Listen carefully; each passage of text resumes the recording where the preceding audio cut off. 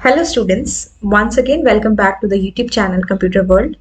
I hope students आज का आपका कंप्यूटर साइंस का एग्जाम बहुत अच्छा गया होगा। चलिए फटाफट से इसके क्वेश्चन आंसर्स को डिस्कस कर लेते हैं। तो स्टूडेंट्स यहाँ पे हमारे पास सेट 4 है and the question paper code is 91। यहाँ पे हम आते हैं अपने क्वेश्चन नंबर 1 के ऊपर। इट सेज, सबसे पहले क्वेश्चन नंबर 1 to 18 हमारे एमसीक्यूज हैं। सेक्शन ए पे आते हैं। स्टेट ट्रू और false. Identifiers are the name used to identify a variable और function in a program. Identifier जो हैं प्रोग्राम के अंदर किसी भी वेरिएबल या फंक्शन के नेम को पहचानने के लिए यूज किए जाते हैं। This statement is absolutely correct, so the answer will be true. Which of the following is a valid keyword in Python. इनमें से कौन सा वैलिड कीवर्ड है? False, return, nonlocal, none. तो स्टूडेंट्स देखिए, फॉल्स जो कीवर्ड होता है उसमें एफ कैपिटल होता है।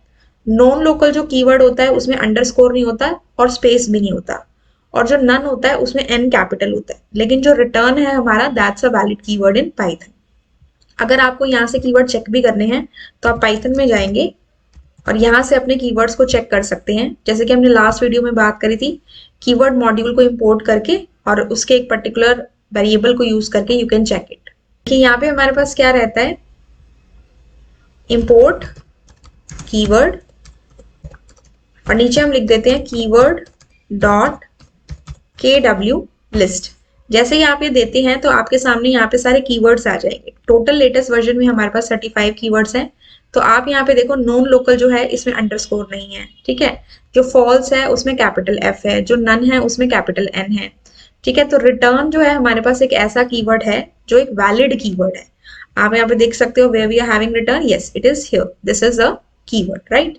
गिवन द फॉलोइंग टपल, ये टपल आपके सामने दिया हुआ है। Which of the statement will result in an error. And as we all know students की जो टपल है वो हमारा एक इम्यूटेबल डेटा टाइप है। तो अगर मैं प्रिंट टपल ऑफ 0 कराती हूँ तो 0 पोजीशन पे मेरे पास 10 है, this will be printed. Tuple dot insert 2,3, 2 is the position and 3 is the element. Since tuple is an immutable data type, हम उसमें कोई भी इंसर्शन नहीं करा सकते, सो this will result in an error. Print tuple 1 to 2, position के according हम उसके वैल्यूज को दे सकते हैं, that is fine. And print length of tuple, that can also be given. So the correct option is option B, which will result into an error, right. Question number 4, consider the given expression 5 less than 10, 12 greater than 7 और not 7 greater than 4। तो ये जो है इसके अंदर हमारे logical operators use हुए हुए हैं, एंड, और, एंड नॉट। और इनको सॉल्व करने की प्रेसिडेंस इस तरह से होती है, नाउ। इस तरह से आप याद कर सकते हैं, नॉट एंड और। तो पहले हम नॉट को सॉल्व करेंगे। 7 greater than 4, this is true. तो नॉट ट्रू हमारा क्या हो जाएगा स्टूडेंट्स, फॉल्स। अब हम आएंगे एंड पे, 5 less than 10, this is true, ठीक है, बीच में एंड है। 12 greater than 7, this is also true. तो ट्रू और ट्रू के बीच में एंड है और फिर और है। तो पहले एंड और में से हम किसे सॉल्व करेंगे, एंड को सॉल्व करेंगे। So this true and true will give us the answer as true, and here we are having true और फॉल्स। तो ट्रू और फॉल्स हमें क्या आंसर दे देगा students, true. So my answer will be option A, ठीक है। Now we move on to the next question. Select the correct output of the given code. तो इसके अंदर स्टूडेंट्स आपके सामने एक स्ट्रिंग दी हुई है, अमृत महोत्सव @75, ठीक है। फिर है a equals to s dot partition, और ब्रैकेट में हमारे पास एम्प्टी स्पेस है, ठीक है, स्पेसेस हैं। तो पार्टीशन फंक्शन क्या करता है, हमें टपल की फॉर्म में आउटपुट देता है। और अगर यहाँ आप empty space as an argument नहीं देते तब भी ये बाय डिफॉल्ट एम्प्टी स्पेस पे ही करता, ठीक है। तो हमारे पास स्पेस कहाँ पे आ रहा है, अमृत के बाद आ रहा है। तो ये जो अमृत है ये एक स्ट्रिंग बन गई, ठीक है। देन आपके पास क्या आएगा, स्पेस है, यहाँ पे स्पेस है तो स्पेस के प्लेस पे क्या आ गया, एम्प्टी स्ट्रिंग आ गई। देन हमारे पास महोत्सव @75, ये इकट्ठा लिखा हुआ है। So this will be my correct answer, that is option number D, right. Question number 6, which of the following mode keeps the offset file offset position at the end of the file. इनमें से कौन सा mode file की offset position को file के and पे रखता है, ठीक है। तो जब भी हम फाइल को ओपन करते हैं रीड मोड में तो वो स्टार्टिंग से रीड करता है, राइट मोड में ओपन करते हैं तो स्टार्टिंग से ही राइट कराना स्टार्ट करता है। लेकिन जब अपेंड मोड में ओपन करते हैं तो जहां तक लिखा हुआ एज इट इज रहने देता है, उसके आगे से राइट कराना स्टार्ट कराता है। तो position at the end of the file, तो उस केस में पोजीशन हमारी फाइल के एंड में ही होगी। सो the correct answer is append mode. Next question is, dash function is used to arrange the elements of a list in the ascending order.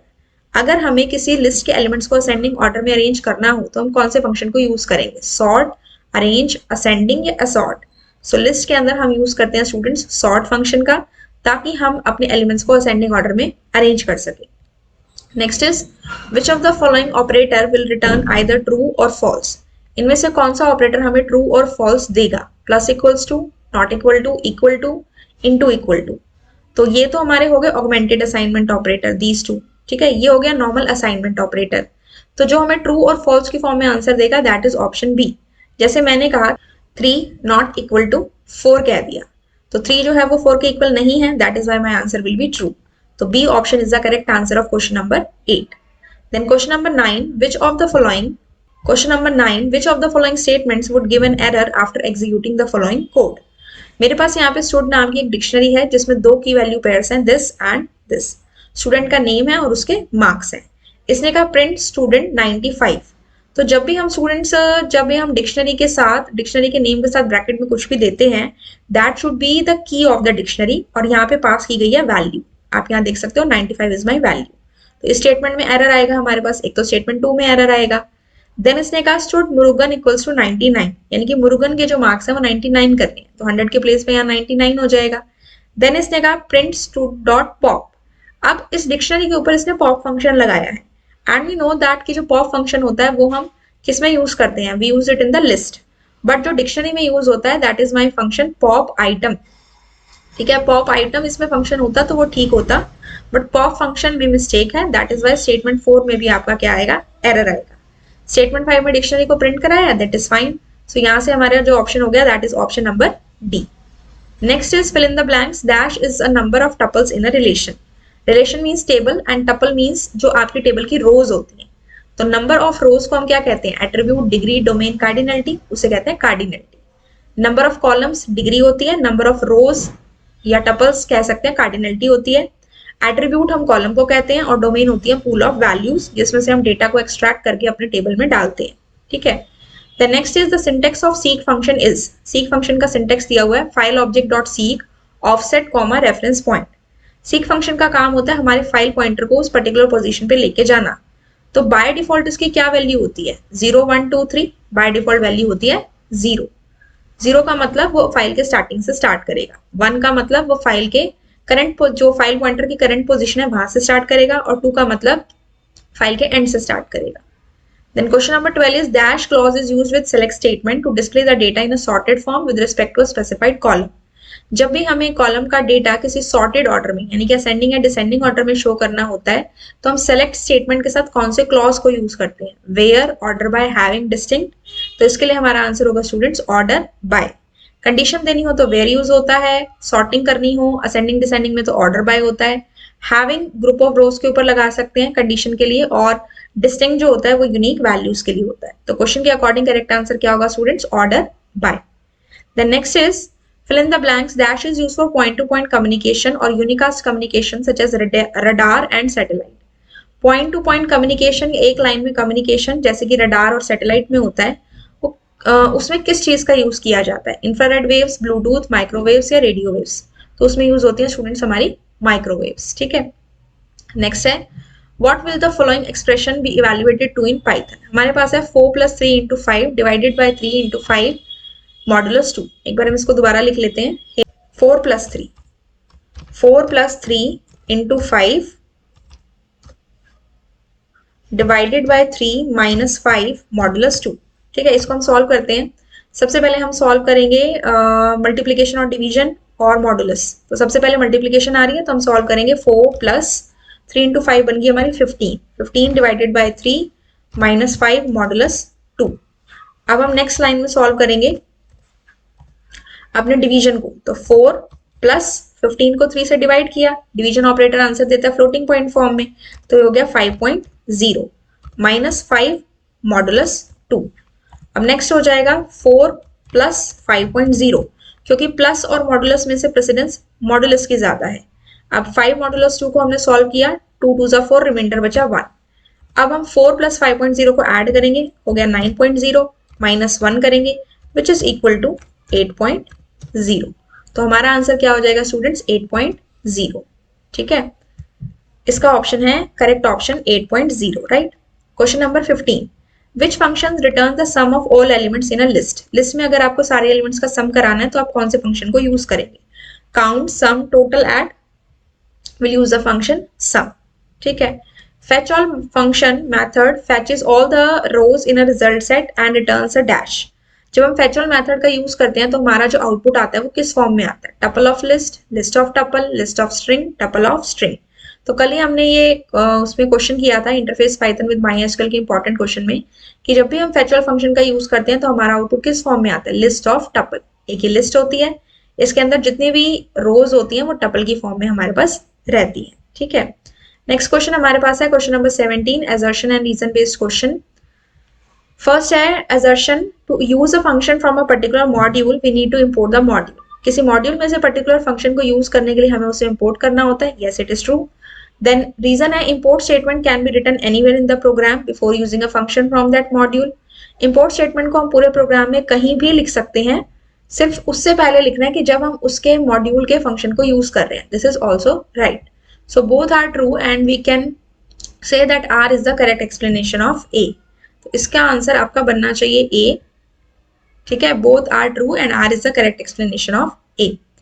The next is question number 18.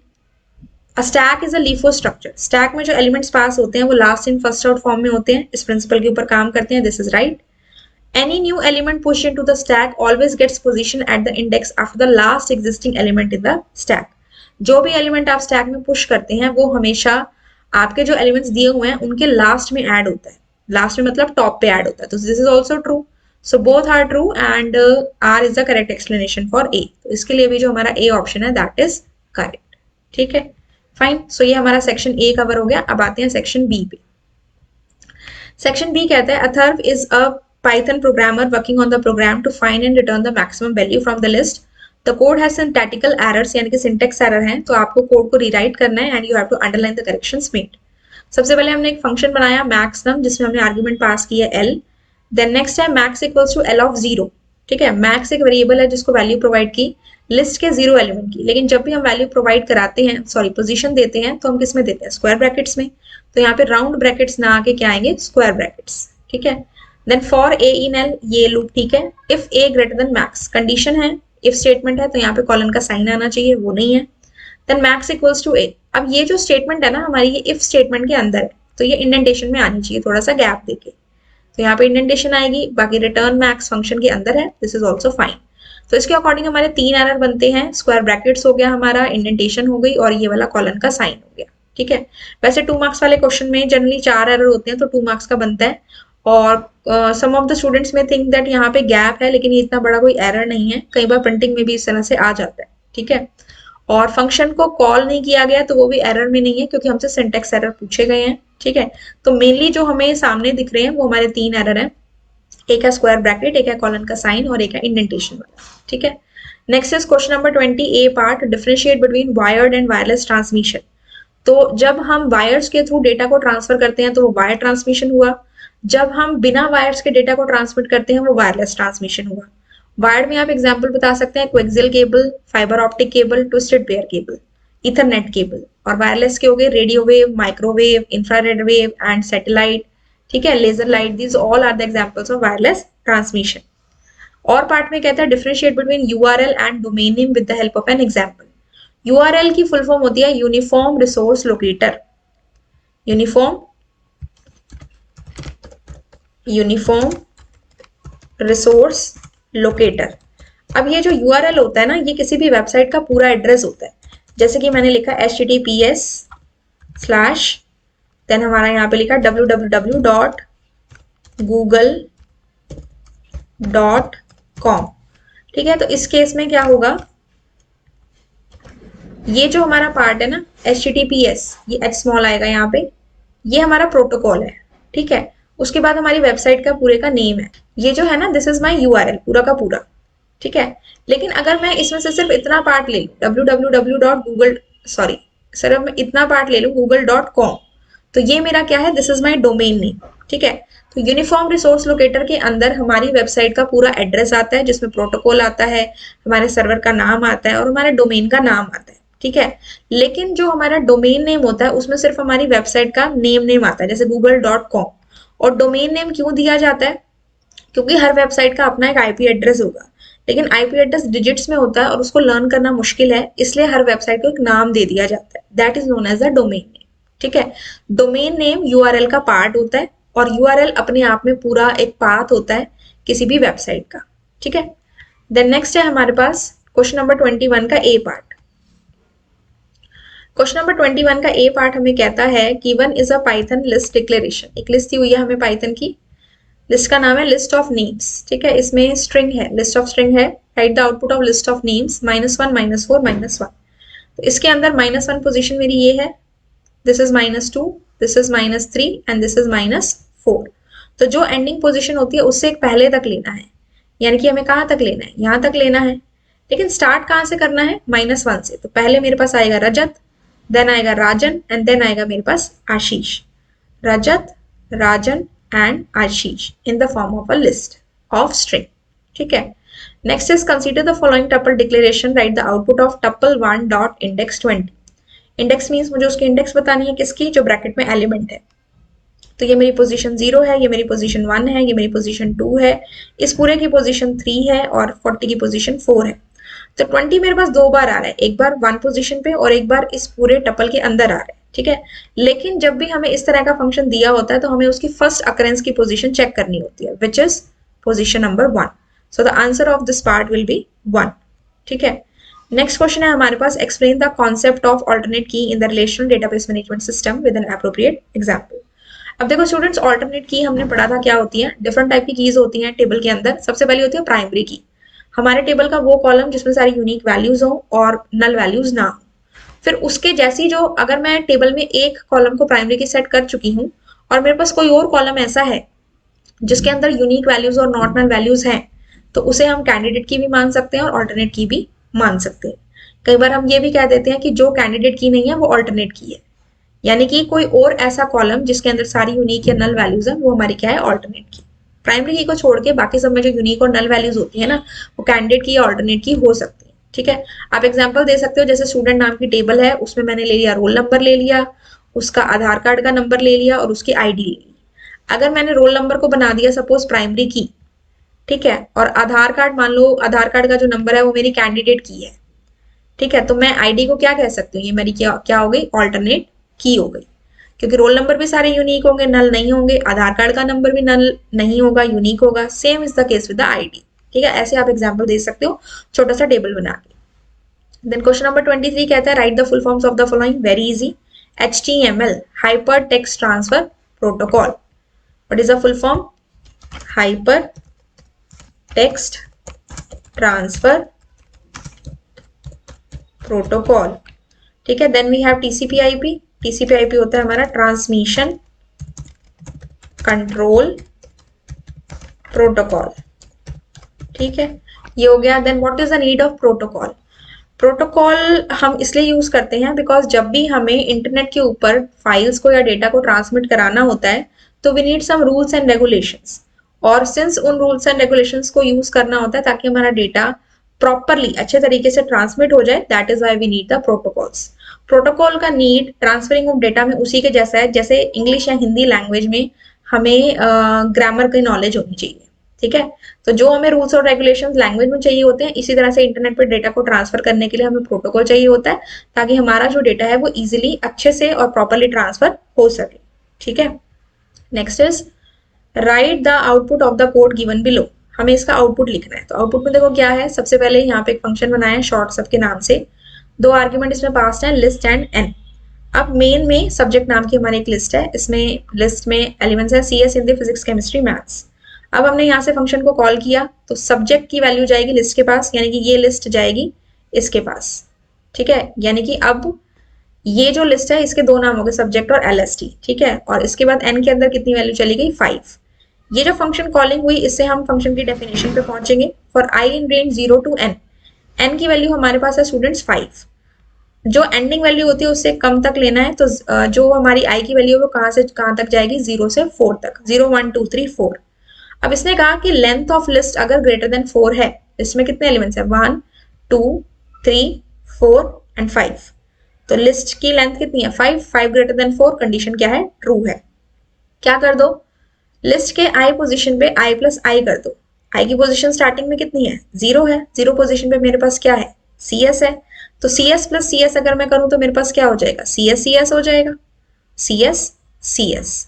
ठीक है, तो ये मेरा first हो गया। Then next case में क्या करना है, उसके बाद लूप चलेगा, 0 के लिए चल लिया, अब 1 के लिए चलेगा। 1 पोजीशन पे मेरे पास क्या है, हिंदी है, तो ये हो जाएगा हिंदी हिंदी, फिर हो जाएगा physics physics, chemistry chemistry, maths maths. ऐसे करके हमारे पास पूरी एक लिस्ट आ जाएगी जिसमें जो भी आपके सब्जेक्ट्स लिखे हुए ना उनकी डबलिंग हो जाएगी। ठीक है, और देखो जो हमने आर्ग्यूमेंट में पास किया सब्जेक्ट वो लिस्ट डेटा टाइप है, और लिस्ट हमारी क्या होती है, म्यूटेबल होती है।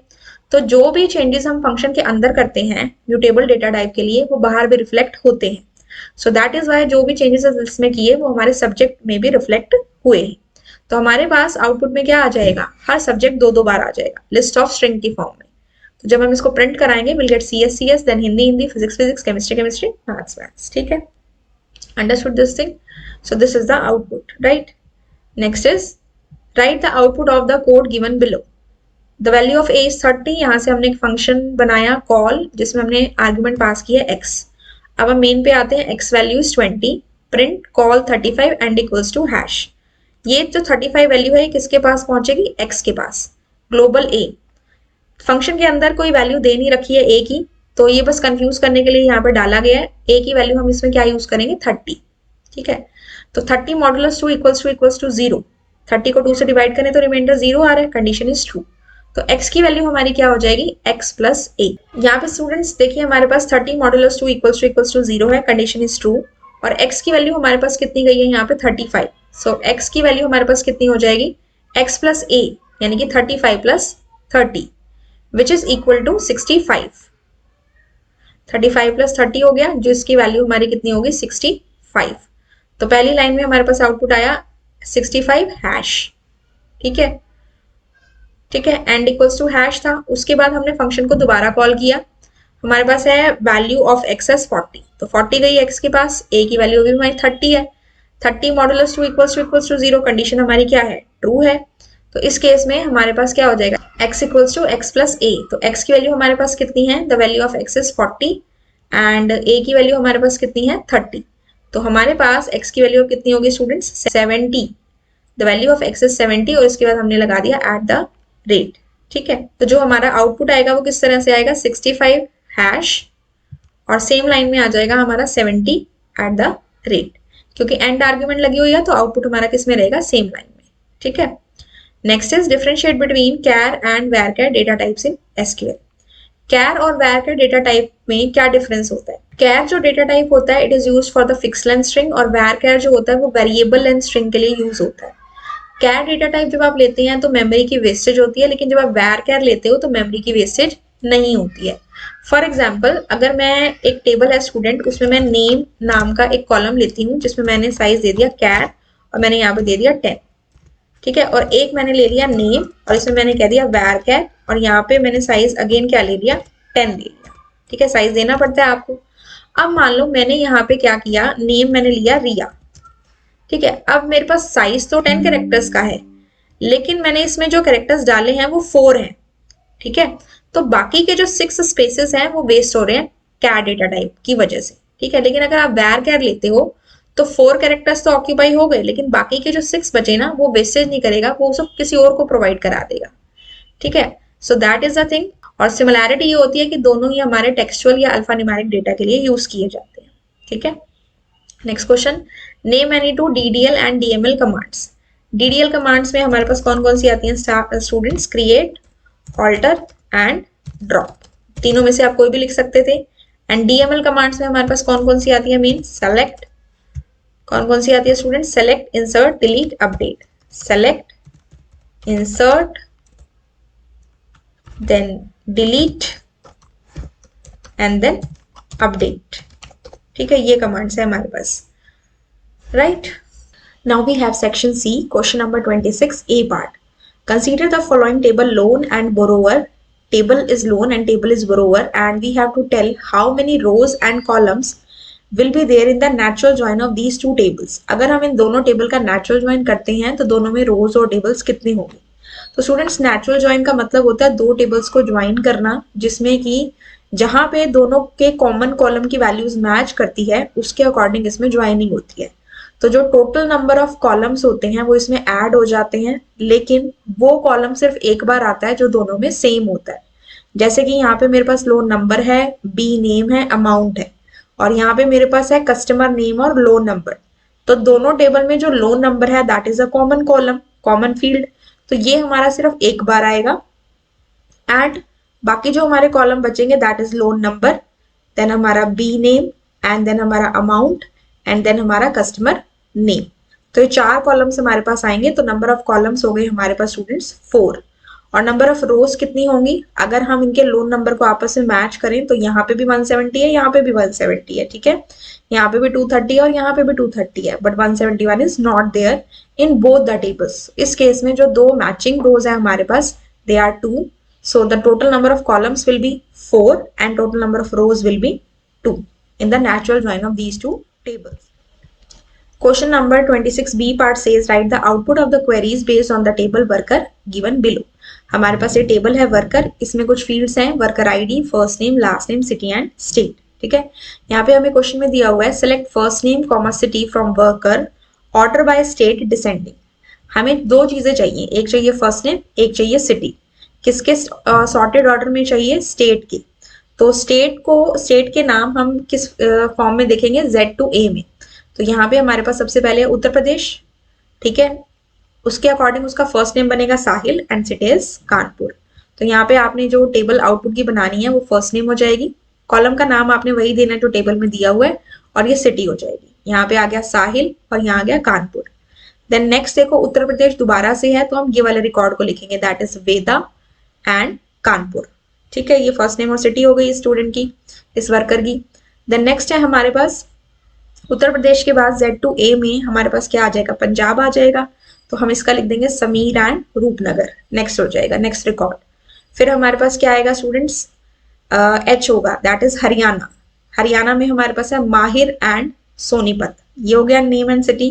और लास्ट में हमारे पास है Delhi that is Mary and Delhi, and then Atharva and Delhi, ठीक है। तो ये हमारे पास 1 2 3 4 5 रिकॉर्ड्स ऐसे हो जाएंगे जिनमें हमने सॉर्टेड ऑर्डर में इनको लिख दिया। 1 2 3 4 5 6। यहाँ पे हमारे पास क्या रह गया, 2 बार उत्तर प्रदेश आ गया, 1 बार पंजाब आ गया, 1 बार हरियाणा आ गया और 2 बार दिल्ली आ गया। तो 1 2 3 4 5 6 टोटल 6 रिकॉर्ड्स हमारे पास हो जाएंगे। पहले उत्तर प्रदेश वाले दोनों आएंगे, फिर हमारे पास पंजाब वाला आएगा, फिर हरियाणा और फिर दोनों दिल्ली, ठीक है। Next is select distinct city from worker. अब जब टेबल क्या आउटपुट देंगे इस तरह से क्वेरी का, तो यहाँ पे हेडिंग में आपने क्या लिखना है, डिस्टिंक्ट सिटी, ठीक है, ये हेडिंग हो जाएगी। अब जो सिटी है हमारे पास, जो भी सिटी ऐसी हैं जो एक से ज्यादा बार आ रही है उनको हमने एक बार लिखना है, और जो एक बार आ रही है वो तो हमने लिखनी है। तो उत्तर प्रदेश है वो 2 बार आ रही है, तो एक बार लिखा हमने उत्तर प्रदेश। फिर पंजाब एक ही बार है, फिर दिल्ली। तो हमारे पास आउटपुट में क्या आएगा, उत्तर प्रदेश, पंजाब, दिल्ली, ठीक है। नेक्स्ट है select F name comma state from worker. क्या क्या चाहिए, F name that is first name and state from this table where last name like H underscore HA%।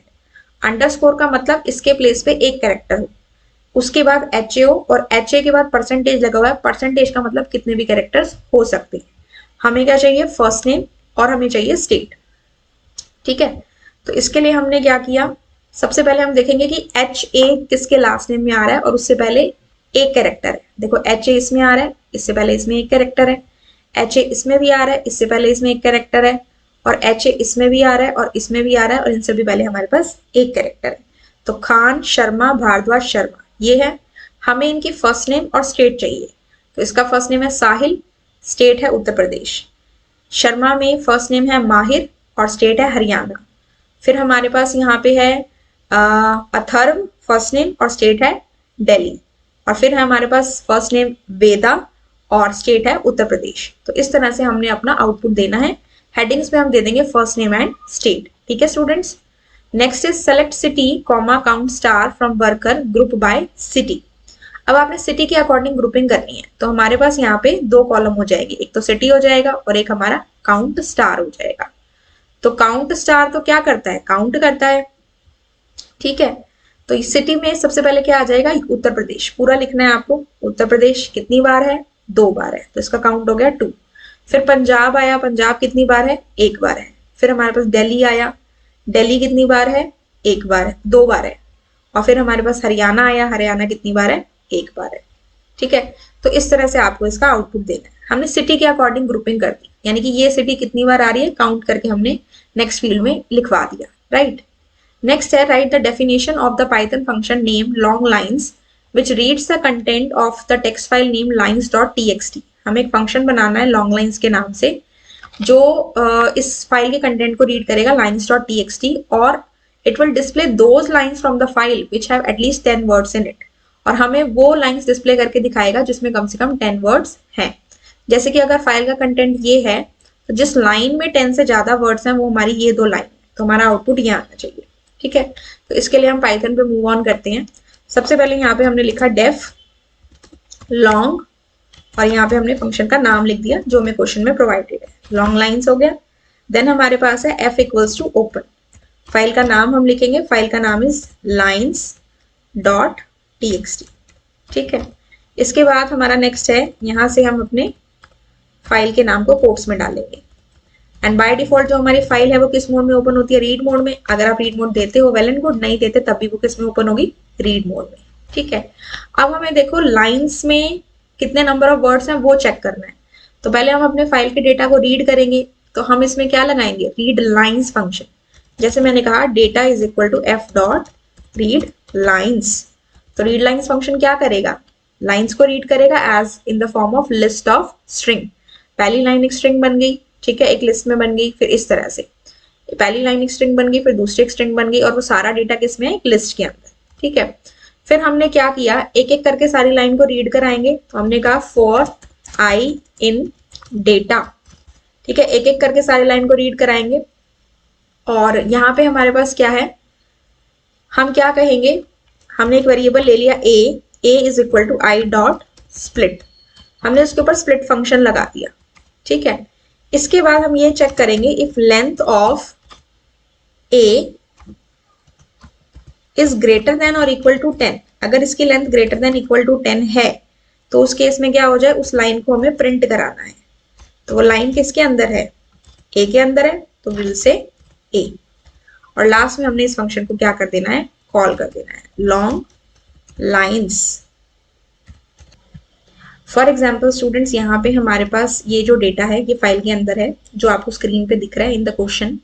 ठीक है, और ये डेटा हमारा लिस्ट ऑफ स्ट्रिंग की फॉर्म में आएगा जब हम इस पर रीड लाइन्स फंक्शन लगाएंगे। जैसे कि यहाँ पे है वंस अपॉन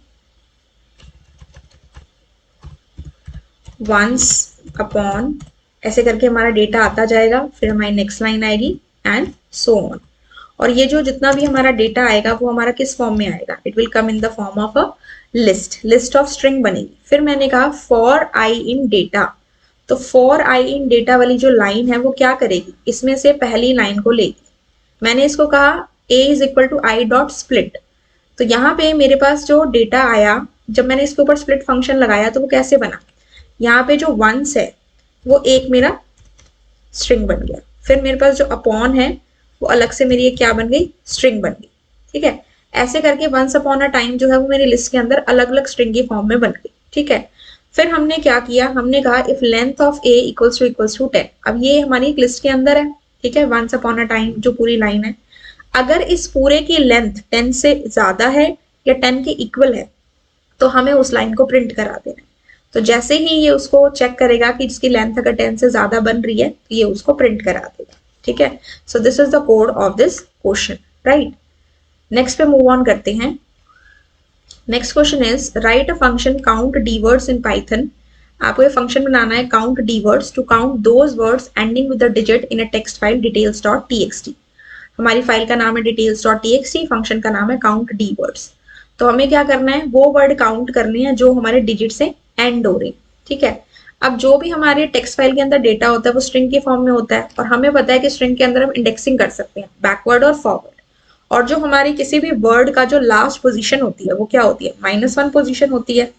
यानी कि हमें ये चेक करना है कि वहां पर डिजिट तो नहीं है। और स्ट्रिंग के अंदर जब भी आपको डिजिट चेक करना होता है स्ट्रिंग के अंदर, तो आप कौन सा फंक्शन यूज करते हो, इस डिजिट फंक्शन का यूज करते हो। ठीक है, तो इसी के बेसिस पे हम अपने कोड को लिखेंगे। सबसे पहले यहाँ पे हमने फंक्शन का नाम लिखा, that is def count D words. ठीक है, ये हमने फंक्शन का नाम लिख दिया यहाँ पे। इसके बाद हमें क्या कराना है, सबसे पहले हम अपनी फाइल को ओपन करेंगे। So f equals to open, and open करके हमने यहाँ पे अपनी फाइल का नाम लिखा, that is details dot txt। ठीक है, this is the name of my file. ठीक है, अब हम इसे रीड मोड में ही ओपन करेंगे, तो अगर हम यहाँ पे मोड नहीं भी स्पेसिफाई करते हैं that is fine, because by default file हमारी रीड मोड में ओपन होती है, बस वो क्रिएट हुई होनी चाहिए। ठीक है, इसके बाद हमें क्या करना है, हमने डेटा को रीड कराना है। तो हम यहाँ पे क्या लिखेंगे, data equals to F dot read. Read function लगाया तो हमारे फाइल के डेटा को वो रीड करेगा। ठीक है, फिर मैंने कहा फॉर, अच्छा अब हम इसे स्प्लिट भी कर देंगे। रीड में तो आपकी पूरी फाइल आ जाएगी, जब मैं एफ डॉट रीड फंक्शन लगाऊंगी तो मेरी फाइल में जितना भी डेटा है, डेटा के अंदर ये सब चीज आ गई। ठीक है, अब मुझे स्प्लिट करना पड़ेगा, तो मैंने कहा a is equal to data dot split. तो इससे क्या होगा, ए के अंदर क्या स्टोर हो जाएगा, ए के लिए पहली वैल्यू, ए के अंदर क्या स्टोर हो जाएगा, वर्ड बाय वर्ड आपकी फाइल का कंटेंट सेव हो जाएगा। ठीक है, तो अब अगर मैं यहाँ पे ये कहती हूँ फॉर आई इन ए, ठीक है, for I in A, for I इन ए मतलब वो क्या करेगा, एक एक वर्ड को चेक करेगा।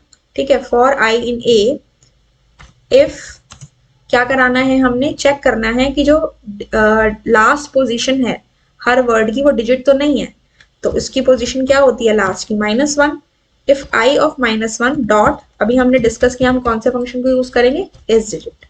अगर ऐसा है, मैं इक्वल्स टू ट्रू नहीं लिख रही, क्योंकि अगर मैं इतना देती हूँ इफ आई ऑफ -1 डॉट इस डिजिट, इसका मतलब यही है कि अगर लास्ट पोजीशन पे डिजिट है तो उस केस में हमें क्या कराना है, काउंट कराना है। तो हम कह देंगे काउंट प्लस 1।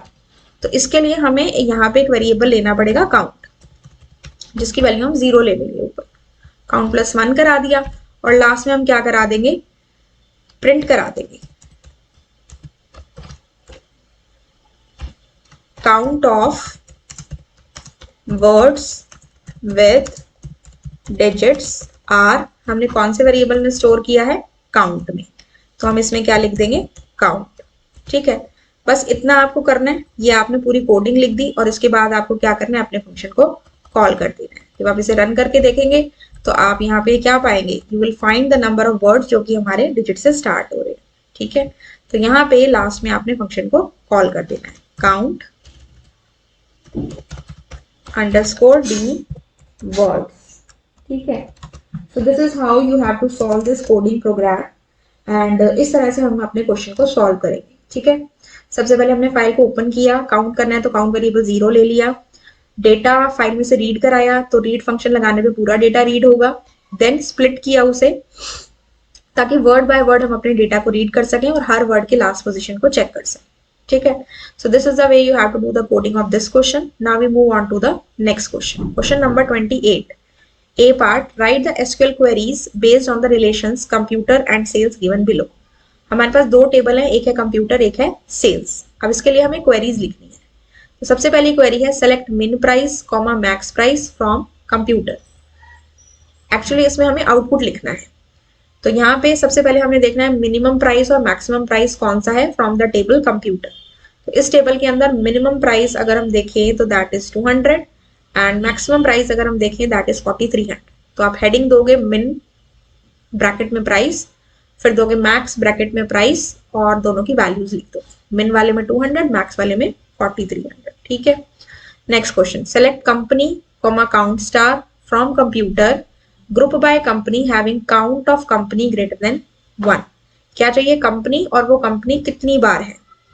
हमारे पास कौन कौन सी कंपनी है, लॉजिटेक है, ये 2 बार है, लॉजिटेक है 2 बार है, फिर हमारे पास कैनन है, कैनन हमारे पास अगेन 2 बार है। ठीक है, लॉजिटेक यहाँ थी और कैनन दोबारा यहाँ है। फिर है आईबॉल और क्रिएटिव, आईबॉल और क्रिएटिव हमारी एक एक बार है। ठीक है, इसने कहा इनके कंपनी के नेम और काउंट बताओ जिसमें count of company greater than 1 है। तो जो ग्रेटर देन 1 है तो उसमें ये दो तो आ नहीं सकते, तो हमारे पास ये 2 बच गए, लॉजिटेक 2 बार है और कैनन भी हमारी कहाँ है, 2 बार है। ठीक है, next is third part, select product name quantity sold from computer C sales S, where C dot product ID equals to S dot product ID and type equals to input. हमें क्या क्या चाहिए, प्रोडक्ट का name चाहिए और हमें चाहिए उसकी क्वांटिटी सोल्ड। तो 2 कॉलम चाहिए और हम देखते हैं कि कौन से टेबल में है कॉलम, प्रोडक्ट नेम इसमें है और क्वांटिटी सोल्ड हमारी इसमें है। और दोनों की क्या मैच करानी है, हमने प्रोडक्ट आईडी मैच करानी है और टाइप होना चाहिए इनपुट। तो पहले हम प्रोडक्ट आईडी को मैच कराते हैं यहाँ से, तो हमारे पास है 0 1 2 3 4 5 6 और यहाँ पे है 0 1 2 3 4। तो ये वाला जो डेटा है ये तो हम ले ही नहीं सकते, ये दो रोज का डेटा हम ले ही नहीं सकते, ठीक है, क्योंकि हमने यहाँ इक्वी ज्वाइन लगाया हुआ है, ठीक है। और टाइप होना चाहिए इनपुट। अब इन चारों में से अगर हम चेक करें तो इनपुट किसका टाइप है, एक इसका है, एक इसका है और एक इसका है, 3 का है। तो ये वाली भी रो हम नहीं लेंगे, ठीक है, आउटपुट है क्योंकि इसका टाइप, ठीक है। हमें क्या चाहिए, इसका प्रोडक्ट नेम और क्वांटिटी। तो इसका प्रोडक्ट नेम है माउस और इसकी क्वांटिटी है 001 पे चेक करते हैं क्योंकि इसकी आईडी 001 है, इसकी क्वांटिटी होगी हमारी 3, ठीक है। फिर हमारे पास नेक्स्ट है 003, प्रोडक्ट नेम है कीबोर्ड और ये इसकी क्वांटिटी होगी हमारे पास 2, ठीक है। फिर है हमारे पास प्रोडक्ट नेम इज जॉयस्टिक और इसकी क्वांटिटी हो गई हमारे पास 2, ठीक है, समझ में आया। अब 002 वाला जो है वो हमारे पास हम इसलिए नहीं ले रहे, वैसे तो दोनों की प्रोडक्ट आईडी मैच कर रही है लेकिन इसका टाइप मैच नहीं कर रहा। तो हमारे पास आउटपुट में 3 रिकॉर्ड आएंगे। Mouse is how many times 3, what is the quantity solved 3, then we have keyboard 2 and then we have the joystick 2. So this will be the output of this part, ठीक है। next is select product name comma company comma quarter from computer C sales S where C dot product ID equals to S dot product ID। क्या चाहिए हमें, product name चाहिए, company चाहिए, quarter चाहिए। Product name, company and quarter. पहले तो हम इनके वैल्यूज को मैच करेंगे जो कॉमन कॉलम है, तो 1 2 3 4 है तो स्टार्टिंग के ही 4 हो गए। Product name, company and quarter. तो product name is mouse, company is Logitech and quarter is 001 पे देखो 2।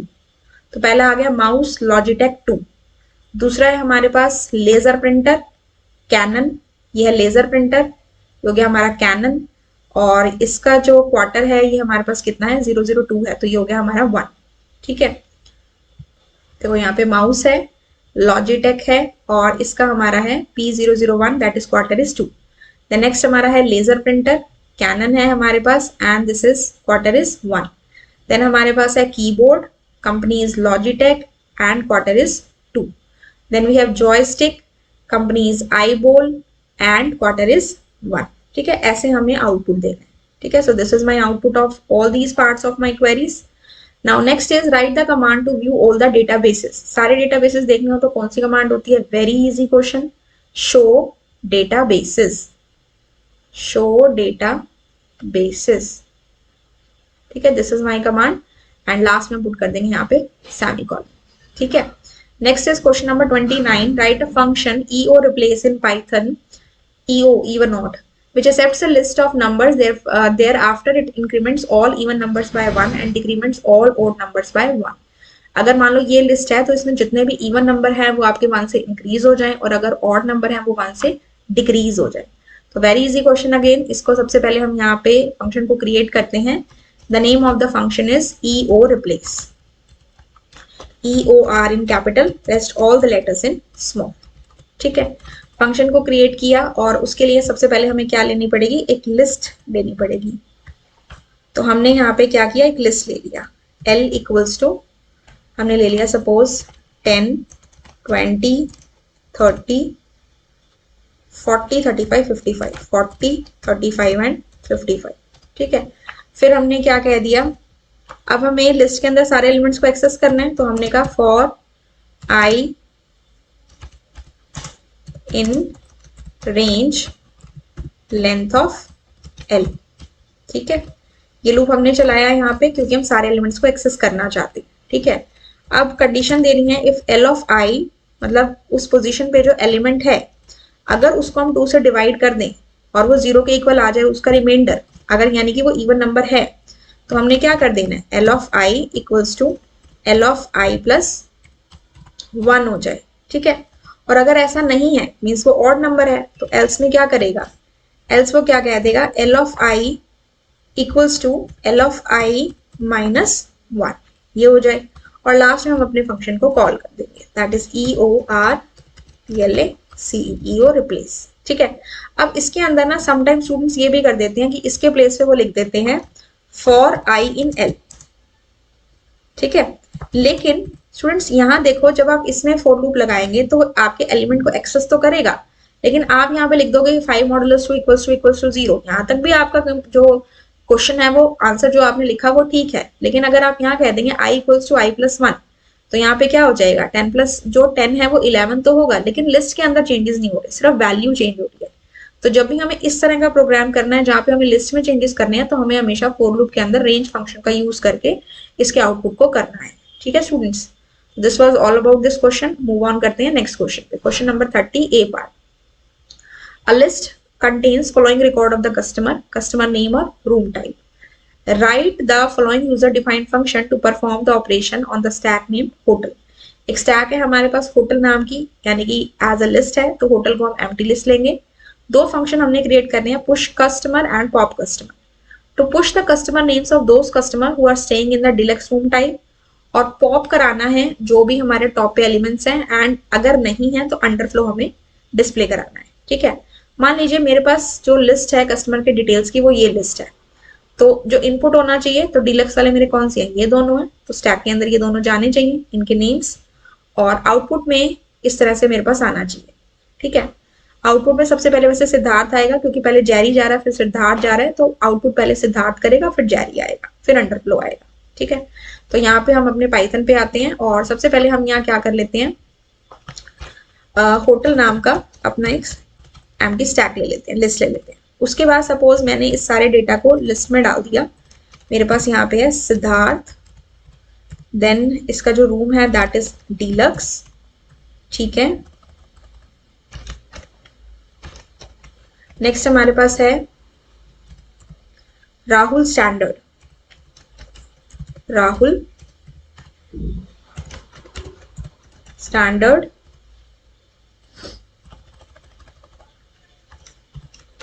ठीक है, और नेक्स्ट हमारे पास है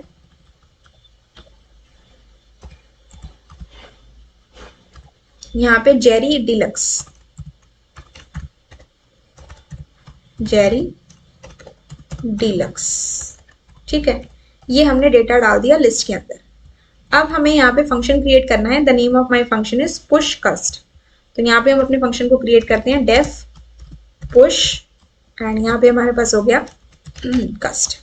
ठीक है, अब हमें देखिए यहाँ पे सारे एलिमेंट्स को एक एक करके चेक करना पड़ेगा, इट इज माई लिस्ट। तो सारे एलिमेंट्स को चेक करने के लिए हम कौन से लूप का यूज करते हैं, फॉर लूप का, फॉर आई इन एल। ठीक है, the name of my list is L, for I in L if. अब यहाँ पे देखो स्टूडेंट्स, हमें चेक करना है कि जो रूम है अगर वो डीलक्स है तो उस कस्टमर के नेम को स्टैक में अपेंड करवाना है, इंसर्ट कराना है।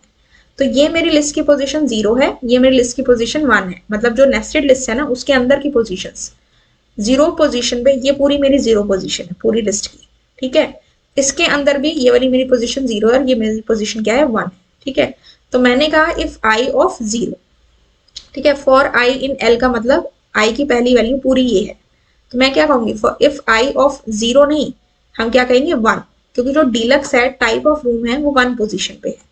तो हमने क्या लिखा, if i of 1 equals to deluxe. अगर डीलक्स के इक्वल है तो हमने अपने स्टैक में अपेंड कराना है, और हमारे स्टैक का क्या नेम है, होटल, होटल डॉट अपेंड, क्या अपेंड हो जाए हमारे पास आई। मेक श्योर पाइथन एक केस सेंसिटिव लैंग्वेज है, तो आप यहाँ कैपिटल और स्मॉल का ध्यान रखें। ठीक है, और लास्ट में हमें वो क्या कराना है, प्रिंट करानी है अपना स्टैक, और हमारे स्टैक का क्या नाम है, होटल। ठीक है, इतना हो गया। उसके बाद हमने क्या कराना है, पॉप कस्टमर नाम का फंक्शन बनाना है। तो हमने यहाँ पे क्या किया, पॉप, और यहाँ पे कस्टमर नाम का फंक्शन बना दिया।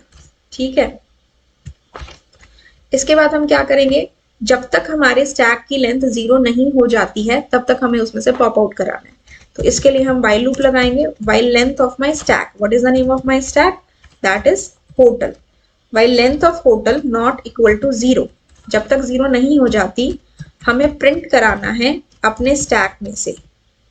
तो प्रिंट कराना है जो टॉप का एलिमेंट है जिसको हम डिलीट करते जाएंगे, तो उसको डिलीट कराने के लिए हम कौन से फंक्शन को यूज कर रहे हैं स्टूडेंट्स, पॉप फंक्शन, पॉप कराना है। ठीक है, और अगर ऐसा नहीं है, अगर उसकी लेंथ जो है वो 0 हो जाती है, उस केस में हमें क्या प्रिंट कराना है, अंडर फ्लो, अंडर फ्लो। तो ये हमारा पूरा प्रोग्राम है, और लास्ट में आप क्या कर सकते हैं, दोनों फंक्शंस को आप कॉल कर सकते हैं। जैसे कि ये हमारे पास फंक्शन का नाम है पुश कस्टमर, तो हमने लास्ट में इसको यहाँ लिख दिया, और ऐसे ही हम अपने जो पॉप कस्टमर नाम का फंक्शन है उसको इसके नीचे लिख देंगे। ठीक है, और ये जो गैप आ रहा है इसको आपने यहाँ से हटा देना है। ठीक है, so this is all about the program. ये वाला जो प्रोग्राम है हमारा स्टैक पे based, this is the program. हमने पुश फंक्शन को क्रिएट किया, पॉप फंक्शन को क्रिएट किया।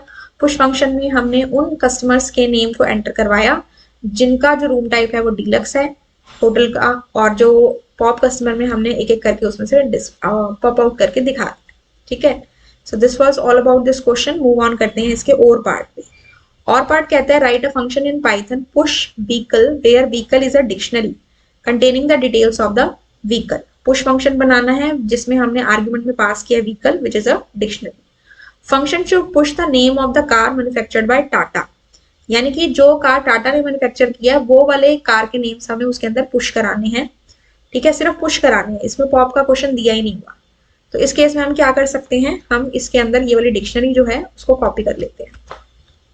ठीक है, हम अपने पाइथन पे जाते हैं और यहाँ पे सबसे पहले हम स्टैक नाम की एक एम्प्टी लिस्ट ले लेते हैं, क्योंकि स्टैक का क्वेश्चन कर रहे हैं तो एक एम्प्टी लिस्ट तो हमें चाहिए ही चाहिए।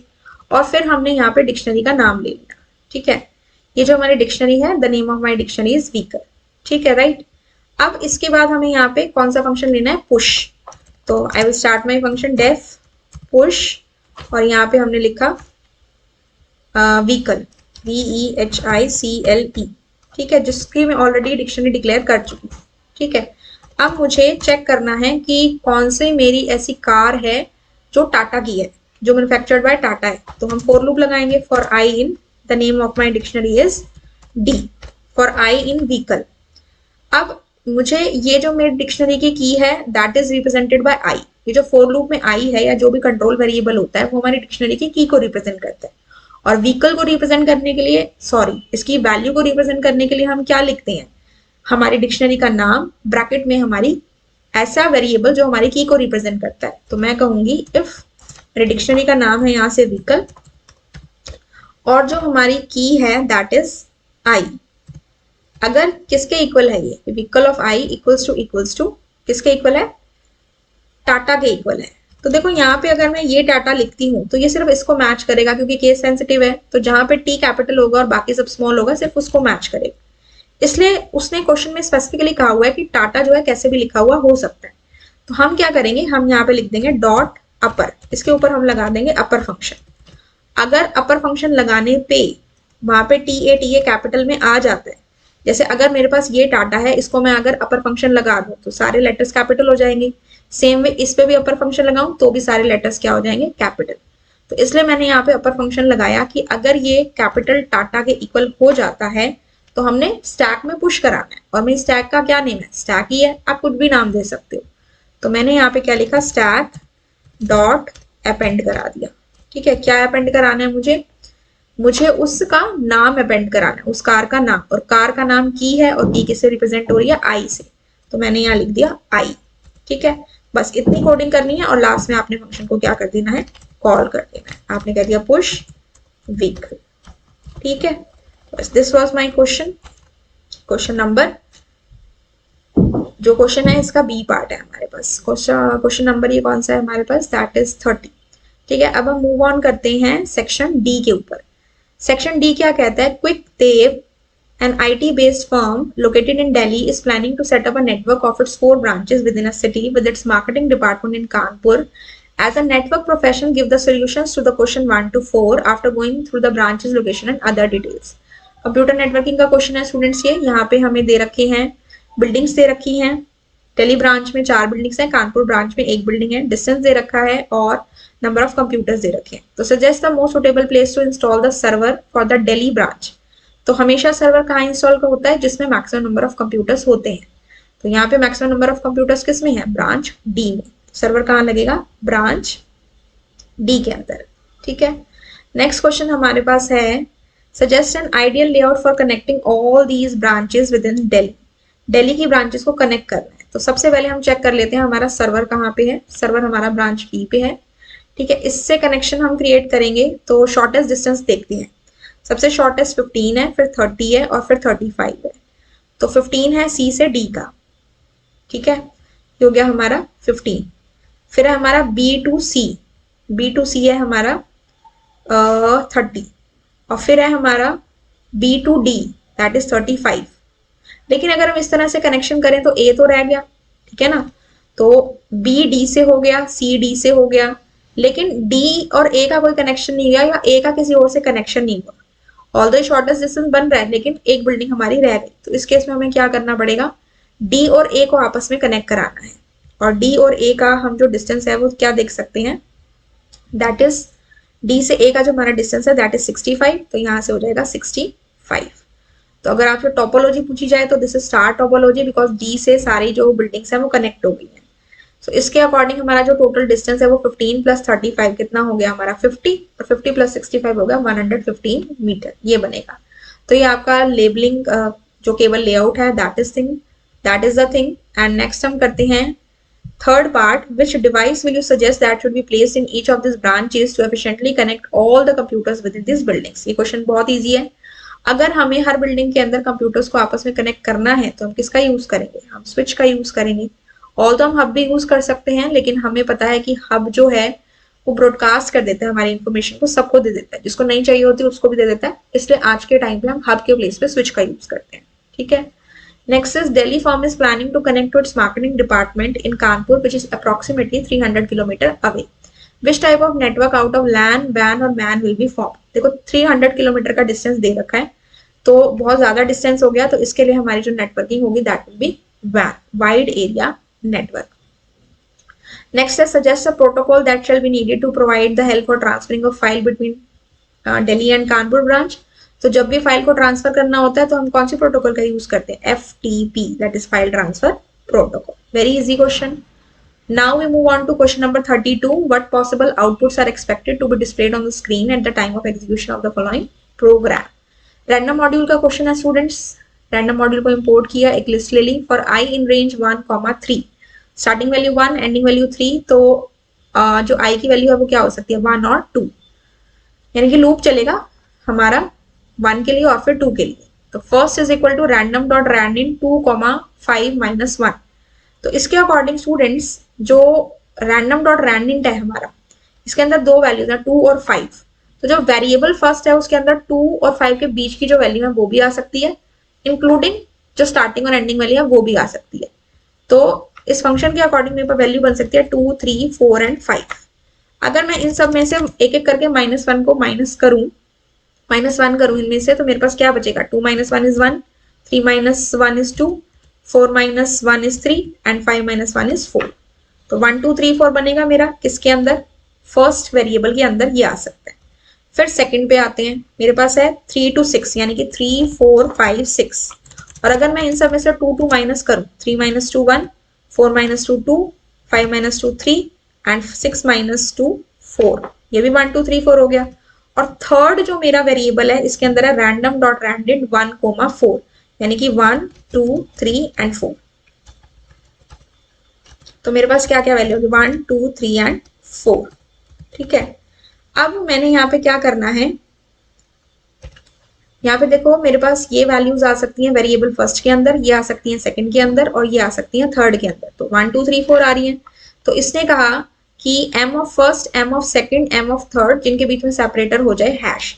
सेपरेटर आर्ग्यूमेंट क्या करती है, जो भी मेरे पास वैल्यूज होती हैं उनके बीच में जो भी आपने इसमें स्पेसिफाई किया है एज एन आर्ग्यूमेंट वो लगाती है।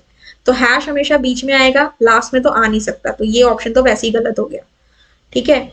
अब बाकी सब में बीच में तीनों में से चेक करते हैं, 1 2 3 4 1 2 3 4 1 2 3 4। तो 1 2 3 4 का मतलब ये पोजीशन लेनी है, ये मेरी लिस्ट है 0 1 2 3 4 और ये मेरी पोजीशन 5 है। तो अगर मैं 1 2 3 4 पोजीशन देखूं तो मेरे पास है 10 15 20 25, इनमें से कोई भी वैल्यू मेरी आ सकती है और रिपीट भी हो सकती है। तो फर्स्ट पार्ट देखते हैं 10 25 15, क्या मेरे 1 2 3 4 में लाई करता है 10 25 15, यस ये इसके अंदर है, ये हो सकता है। 20 25 25, यस ये हो सकता है। सेकंड पे आते हैं 5 25 20, 5 0 पोजीशन पे है 1 पे नहीं है, तो ये तो क्लियरली नहीं होगा, इसे नहीं कर सकते, ठीक है। उसके बाद है हमारा थर्ड पार्ट 30 20 20।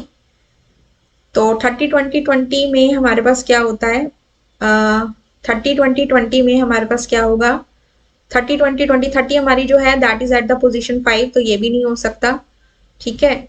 और फोर्थ जो है इसमें वैल्यूज देखें तो 10 15 25 और 15 20 10 वैल्यूज तो ठीक है, लेकिन जो हैश का सिंबल है ना, सेपरेटर आर्ग्यूमेंट में बीच में आता है, लास्ट में नहीं आता, इसलिए ये भी नहीं होगा। तो इसका करेक्ट ऑप्शन होगा ऑप्शन नंबर 1, ठीक है।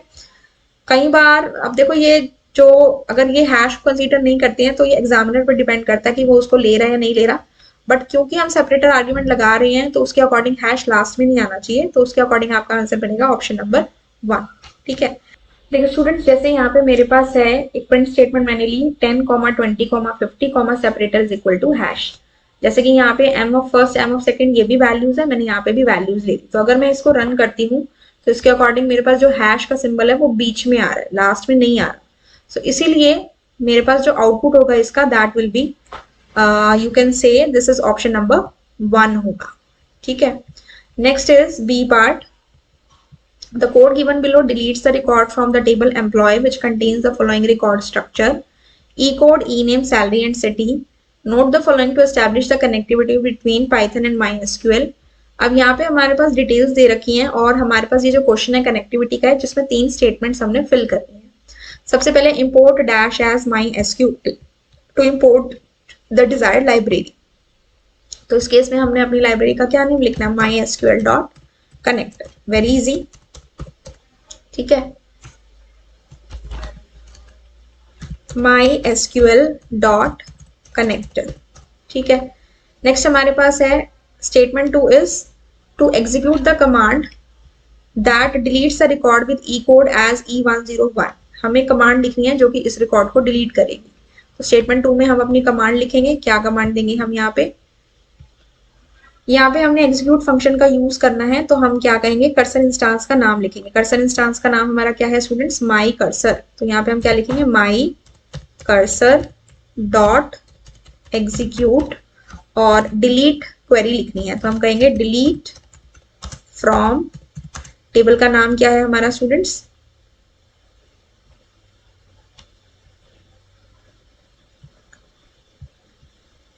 एम्प्लॉय। टेबल का नाम है हमारे पास employ.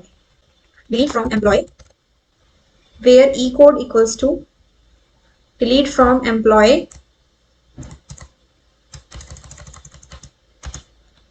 Where E underscore code equals to 101। ठीक है, ये आप ऐसे भी दे सकते हो, नहीं तो आप इसमें फॉर्मेट फंक्शन लगा के और जो आप कर्ली ब्रेसेस लगा के लिख रहे हैं ऐसे भी लिख सकते हैं। यानी कि आप ब्रैकेट के अंदर, यहाँ पे हम अपने ब्रैकेट को क्लोज करेंगे और आप ये जो मैंने क्वेरी लिखी है ना डिलीट फ्रॉम, इसको आप ऐसे भी लिख सकते हो, delete from employ where E underscore code equals to, curly braces दे दिया आपने यहाँ पे, कोट्स क्लोज की, उसके बाद आपने यहाँ पे फॉर्मेट फंक्शन लगाया और इसके ब्रैकेट्स के अंदर आपने एक वैल्यू प्रोवाइड कर दी विच इज 101 एंड ये वैल्यू टपल की फॉर्म में जाती है, तो इसको हम ऐसे लिखेंगे। ठीक है, दोनों में से आप कुछ भी लिख सकते हो। और नेक्स्ट कमांड हमारे पास क्या कहती है, to delete the record permanently from the database. Database में से रिकॉर्ड को परमानेंटली डिलीट करना है। तो हमने क्या पढ़ा था कि जब भी हमें अपने डेटाबेस के अंदर परमानेंटली चेंजेस कराने हो तो कौन से फंक्शन का यूज करते हैं, कमिट फंक्शन का। किसके साथ, कनेक्शन ऑब्जेक्ट के साथ। तो मेरे कनेक्शन ऑब्जेक्ट का नाम है माई डीबी। तो मैं यहाँ पे क्या करूंगी, I will say my DB dot commit. यहाँ पे हमारा कमिट फंक्शन हो जाएगा, कमिट फंक्शन। ठीक है, so this will be the answer of my this much part. ठीक है, ये हो गए हमारे 3 स्टेटमेंट। इसके बाद हम मूव ऑन करते हैं अपने नेक्स्ट पार्ट पे और पार्ट पे। हमारे पास यहाँ अब नेक्स्ट क्वेश्चन है स्टूडेंट्स, हमारे पास ये फंक्शन है मेक न्यू के नाम से, जिसमें एक आर्ग्यूमेंट पास की गई है माई स्ट्रिंग। ठीक है, हम इसके मेन पार्ट पे चलते हैं। मेन में है मेक न्यू, फंक्शन को कॉल किया गया है जिसके अंदर वैल्यू है NO@1। अब इसकी बॉडी पे जाते हैं, new string is empty string, count value is 0 for i in my string. अब ये जो i की वैल्यू है सबसे पहले क्या होगी, n होगी। If count modulus 2 not equal to 0, सबसे पहले काउंट की वैल्यू हमारे पास 0 है। 0 को अगर मैं 2 से डिवाइड करूं तो मेरा रिमाइंडर क्या आएगा, 0 ही आएगा। बट कह रहा है कि 0 नॉट इक्वल टू 0, अगर मैं काउंट की वैल्यू को 2 से डिवाइड करूं और मेरा रिमाइंडर 0 ना आए तो मुझे ये स्टेटमेंट एग्जीक्यूट करानी है, अदरवाइज एल्स पार्ट एग्जीक्यूट कराना है। तो काउंट की वैल्यू 0 है, 0 modulus 2 not equal to 0, condition false हो गई। तो हम इस पे ना जाके एल्स पार्ट पे जाएंगे, ये चेक करेगा क्या इफ आई डॉट लोअर, आई की वैल्यू n है, क्या n मेरा लोअर केस में है, नहीं है, तो ये स्टेटमेंट एग्जीक्यूट नहीं होगी, एल्स में आएंगे। तो ये क्या करेगा, न्यू स्ट्रिंग क्या हो जाए, new string plus I. New string की value empty string, empty string में आई को ऐड कराना है, आई इज n, तो मेरे पास क्या आ गया n। ठीक है, अब नेक्स्ट वैल्यू जाते हैं आई के लिए, दैट इज o। ठीक है, अब इसने कहा और काउंट जो है वो वहां पे +1 हो रहा है, तो काउंट की वैल्यू यहाँ पे हो गई 1। तो यहाँ पे अब मेरी काउंट की वैल्यू स्टूडेंट्स कितनी हो गई है, 1। अब ये चेक करेगा कि अगर मैं 1 को 2 से डिवाइड करूं तो रिमाइंडर नॉट इक्वल टू 0 है, yes the condition is true. तो क्या करेगा, न्यू स्ट्रिंग क्या हो जाए, new string plus string of count. New string के अंदर मेरे पास n है, plus string of count, count की वैल्यू मेरी कितनी हो चुकी है 1, तो इसके ऊपर स्ट्रिंग फंक्शन लगाया, यानी कि 1 जो न्यूमेरिक फॉर्म में है वो स्ट्रिंग फॉर्म में हो जाए। तो n एक स्ट्रिंग है और 1 एक स्ट्रिंग है, दोनों जब ऐड हुए तो बन गए n1। ठीक है, फिर मेरे पास है नेक्स्ट आई की वैल्यू एट द रेट। ठीक है, और काउंट की वैल्यू 1 बढ़ चुकी है, तो ये हो जाएगी अब 2। तो एट द रेट के लिए लूप चला, देन काउंट की वैल्यू 2 हो चुकी है, तो 2 modulus 2 not equal to 0, condition मेरी क्या हो गई, फॉल्स हो गई, एल्स पे गई। If i dot is lower, i dot lower, क्या at the rate lower case में है, ये तो सिंबल है, तो लोअर केस अपर केस कुछ नहीं है इसका। तो इस स्टेटमेंट को एग्जीक्यूट ना करते हुए एल्स पार्ट पे जाएंगे, new string is equal to new string plus I. New string में n और 1 है, प्लस आई, आई मेरी क्या है, आई की वैल्यू मेरी है एट द रेट, तो इसमें एट द रेट ऐड हो गया, तो एट द रेट यहाँ आ गया। देन है हमारे पास आई की वैल्यू 1 और काउंट बढ़ चुका है 1, तो काउंट की वैल्यू कितनी हो गई, 3 हो गई, और आई की वैल्यू कितनी है 1। अब इसने काउंट की वैल्यू को चेक किया, 3 modulus 2 not equal to 0, condition true है हमारे पास। 3 को 2 से डिवाइड करेंगे तो रिमाइंडर 0 नहीं आएगा, 1 आएगा। तो यहाँ पे हमने क्या करना है, new string plus string of count. New string में क्या है, n1 एट द रेट है, और काउंट की वैल्यू हमारी कितनी है, 3 है। 3 न्यूमेरिक को स्ट्रिंग फंक्शन लगा के स्ट्रिंग बना दिया, तो इसमें ऐड कर दिया, तो आंसर आया n1 at the rate 3। So this will be my answer of the particular question, that is the output of this question, right. Next हमारे पास क्वेश्चन है स्टूडेंट्स बी पार्ट, ये कहता है the code given below reads the following records from the table employ. हमारे पास table है employ, उसके अंदर ये हमारे पास फील्ड्स हैं एंड यूजर नेम पासवर्ड सब दे रखा है। अगेन हमारा कनेक्टिविटी का क्वेश्चन है, statement 1 2 3 to import the desired library, तो यहाँ पे हमारे पास सेम हो जाएगा, that is my SQL dot connector. तो फर्स्ट लाइन में हम लिखेंगे माई एसक्यूएल डॉट कनेक्टर, ये स्टेटमेंट 1 का आंसर हो गया।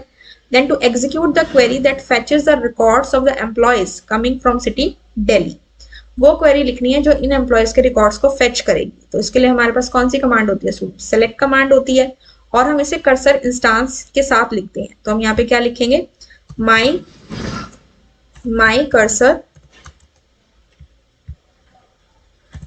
कर्सर डॉट एग्जीक्यूट, ठीक है, और हम यहाँ पे क्या लिख देंगे, सेलेक्ट स्टार फ्रॉम एम्प्लॉय, ठीक है, एंड जिनकी सिटी क्या है, दिल्ली है, तो सिटी के लिए हमारे पास जो कॉलम का नाम है students that is city only. ठीक है, तो हम क्या कह देंगे, where city equals to Delhi, where city equals to Delhi. ठीक है, ये कमांड हम दे देंगे यहाँ पे और अपने एग्जीक्यूट फंक्शन को क्लोज कर देंगे। इसको हम पैरामीटराइज क्वेरी जैसे देते हैं, city equals to curly braces quotes में देके डॉट फॉर्मेट करके फिर कर्ली ब्रेसेस फॉर्मेट फंक्शन के पैरेंथेसिस के अंदर हम दिल्ली भी दे सकते हैं, तो दोनों तरीके से हम इसको लिख सकते हैं। स्टेटमेंट 3 कहती है to read the complete data of the query rows whose city is Delhi into the object name details from the table employ. अब हमें सारा डेटा रीड कराना है, तो सेलेक्ट के बाद हम हमेशा फेच वन, फेच मैनी या फेच ऑल फंक्शन को यूज करते हैं स्टूडेंट्स। तो हम यहाँ पे क्या कह देंगे, The next is write one difference between CSV and text file। तो CSV और text file में क्या डिफरेंस होता है, CSV होती है हमारी कोमा सेपरेटेड वैल्यू फाइल्स, जिसका डेटा हमारा एक्सेल की शीट में होता है टेबल की फॉर्म में, ठीक है, और टेक्स्ट फाइल जो होती है उसमें हमारा टेक्सचुअल डेटा होता है, एंड ये फाइल्स का जो एक्सटेंशन होता है दैट इज .txt। एक तो आप एक्सटेंशन का डिफरेंस इसमें दे सकते हो, और जो CSV फाइल्स होती है उनका एक्सटेंशन होता है .csv। टेक्स्ट फाइल में जो हमारा डेटा होता है वो अस्काई और यूनिकोड कैरेक्टर्स की फॉर्म में होता है, और सीएसवी फाइल में जो डेटा होता है वो हमारा, या हम उसे दोनों तरीके से ओपन कर सकते हैं, नोटपैड में भी, एक्सेल में भी। जनरली जो सीएसवी की फाइल बनती है वो एक्सेल के अंदर ओपन होती है इन the form of tables. So that is the difference between CSV and text file. Now the next question is write a program in Python that defines and calls the following user defined functions. ठीक है, सबसे पहला function है courier add. ये क्या करेगा, user से value लेगा एंड डिटेल्स डालेगा कौन सी फाइल में, courier.csv फाइल में। हर रिकॉर्ड के अंदर कुछ फील्ड के एलिमेंट्स हैं like CID, SNAME, source and destination.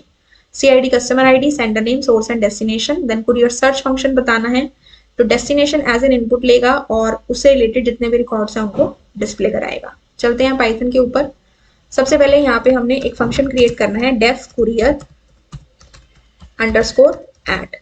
ठीक है, और क्योंकि हम CSV फाइल के साथ काम कर रहे हैं तो इसके लिए हमें क्या करना पड़ेगा, एक मॉड्यूल को इंपोर्ट करना पड़ेगा, विच इज import CSV। ठीक है, फंक्शन बनाया, फंक्शन के बाद हम इसकी बॉडी में जाएंगे। सबसे पहले हम अपनी फाइल को क्या करेंगे, ओपन करेंगे। ओपन करने के बाद हमारे इसमें फाइल का क्या नाम है, courier.csv। ठीक है, हम इसको किस में ओपन करेंगे, राइट मोड में ओपन कर लेंगे क्योंकि यूजर से हम डेटा ले रहे हैं। ठीक है, हमने इसको ओपन कर दिया। अब इसके बाद हम क्या करेंगे, अपना राइटर ऑब्जेक्ट क्रिएट करेंगे। तो हमने कह दिया w = csv.writer और इसमें हमारे फाइल हैंडल का नाम आ जाएगा विच इज f, जो हमने करेंटली f दिया है। ठीक है, उसके बाद हम यूजर से 4 चीजों को इनपुट कराएंगे। कौन कौन सी है हमारे पास, CID, SNAME, source and destination. C_ID, then हमारे पास है S_name, देन हमारे पास है सोर्स एंड देन हमारे पास है डेस्टिनेशन। ठीक है, तो CID में हमने क्या कह दिया, int इनपुट, क्या लेंगे हम यहां से, CID। ठीक है, फिर हमने नेक्स्ट में कह दिया SNAME है तो सीधा इनपुट फंक्शन के साथ जाएगा।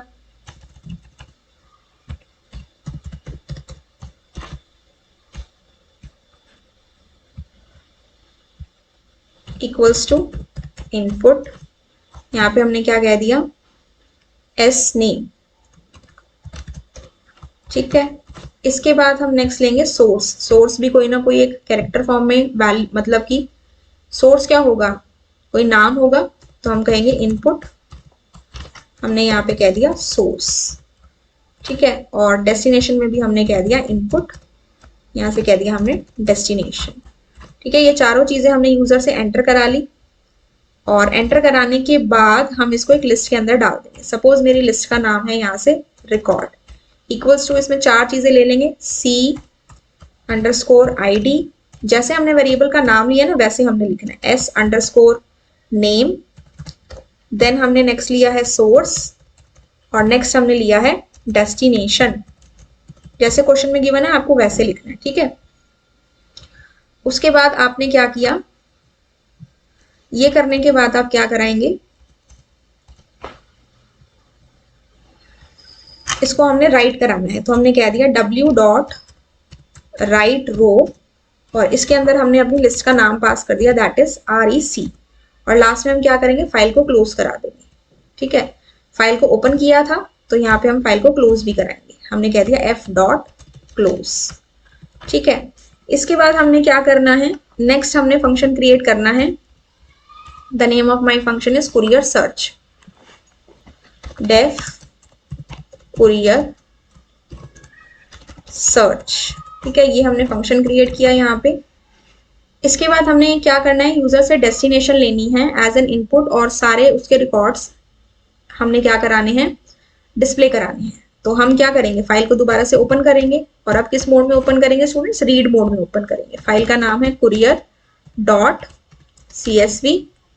ठीक है, हमने इसको ओपन किया रीड मोड में। रीड मोड में ओपन करने के बाद हम यहाँ से फाइल को रीड करेंगे, तो उसके लिए हमने लिखा r=csv.reader, रीडर फंक्शन का यूज करेंगे।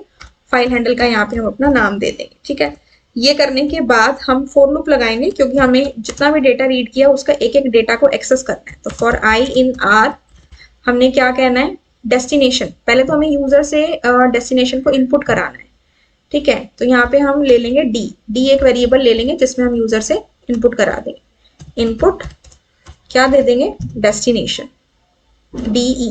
ठीक है, हमने ये लिख दिया इनपुट DE।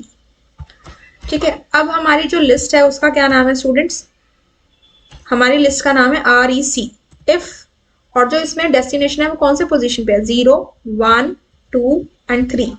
तो इसकी जो थर्ड पोजीशन है, लिस्ट का नाम है REC, इसकी जो थर्ड पोजीशन है वो अगर हमने जो यहाँ पे डेस्टिनेशन एंटर की है जो कि वेरिएबल D के अंदर है, तो उस केस में ये क्या कर दे, उस रिकॉर्ड को प्रिंट करा दे। तो प्रिंट हो गया REC। ठीक है, बस हमें इतना काम करना है और लास्ट में हमने क्या कर देना है, फाइल को क्लोज कर देना है। The name of my file handle is F, so F.close। Right, जो भी आप फंक्शन क्रिएट कर रही हैं टेक्स्ट फाइल के, CSV फाइल के, इनमें आपने क्या करना है, फाइल को क्लोज करना है। ठीक है, लास्ट प्रोग्राम में शायद टेक्स्ट फाइल में हमने नहीं किया था, वहां पे भी आपको क्लोज करना है और लास्ट में आप अपने फंक्शंस को कॉल कर देंगे प्रैक्टिकली जब आप करते हैं उस केस में। ठीक है, थ्योरेटिकली जब हम आंसर लिखते हैं तो जरूरी नहीं है कि फंक्शन कॉलिंग को आपको लिखना है, but for a better presentation आप उसे लिख सकते हो। ठीक है, लास्ट नेक्स्ट लाइन में आप क्या कर देंगे, दोनों फंक्शन को कॉल कर देंगे। ठीक है, सो इस तरह से हमें अपने इस प्रोग्राम को करना है। नेक्स्ट आते हैं इसके और पार्ट पे, why it is important to close a file before exiting. किसी भी फाइल को एग्जिट करने से पहले क्लोज करना क्यों जरूरी है। जैसे अभी हमने क्लोज फंक्शन का यूज किया, वो इसलिए जरूरी है, कई बार जो डेटा होता है राइट करने के लिए वो बफर के अंदर होता है, तो जब तक हम फाइल को क्लोज नहीं करते वो बफर से डेटा निकल के हमारी फाइल के अंदर राइट नहीं होता, इसलिए फाइल को क्लोज करना बहुत जरूरी हो जाता है। ठीक है, then next है write a program in Python that defines and calls the following user defined function add book and search book। जो यहाँ से क्या करेगा, डिटेल्स, बुक की डिटेल्स को लेगा और इस फाइल के अंदर ऐड कर देगा। एंड उसके अंदर क्या क्या चीजें हैं, बुक आईडी है, बुक नेम है और पब्लिशर है। ठीक है, फिर यूजर से एक पब्लिशर नेम लेना है, अगर वो हमारे ऑलरेडी सेव्ड डेटा में पब्लिशर के नेम से मैच करता है तो वो कितनी बुक्स हैं वो हमें डिस्प्ले करके दिखाना है। ठीक है, वेरी इजी क्वेश्चन अगेन। तो इसी में अगर मैं चेंजेस कर दूं तो मेरी जो फंक्शन है उसका नाम है यहाँ पे add book, add underscore book. ठीक है, और यहाँ पे मेरी जो फाइल है उसका नाम है बुक, B कैपिटल O के स्मॉल। ठीक है, इसके अंदर मुझे क्या क्या चीजें लेनी है, book ID, book name and publisher. तो यहाँ पे हम ले लेते हैं बुक आईडी, देन हमने यहाँ लेना है बुक नेम एंड देन हम यहाँ ले लेते हैं पब्लिशर।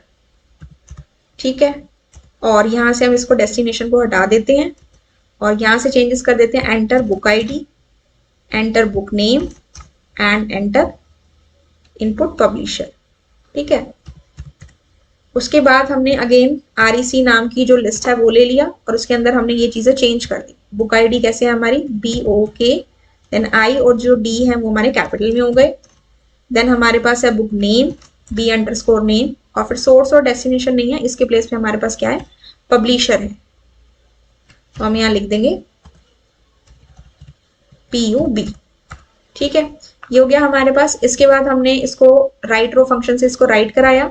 देन नेक्स्ट हम चीज क्या करते हैं स्टूडेंट्स, इसमें हमने पब्लिशर का नेम लेना है यूजर से। अब हमने यहाँ पे नेक्स्ट फंक्शन ओपन किया which is search book. File को पहले क्लोज कर दिया था ऐड बुक फंक्शन के अंदर और यहाँ पे हमने लिया सर्च अंडरस्कोर बुक। ठीक है, इसके बाद हमने फाइल को रीड मोड में ओपन किया, रीडर फंक्शन लगाया। अब हमें यहाँ से यूजर से क्या लेना है, पब्लिशर नेम लेना है, तो हम यहाँ P ले लेते हैं और हमने यहाँ पे कह दिया PU। ठीक है, पब्लिशर एंटर करो यहाँ से।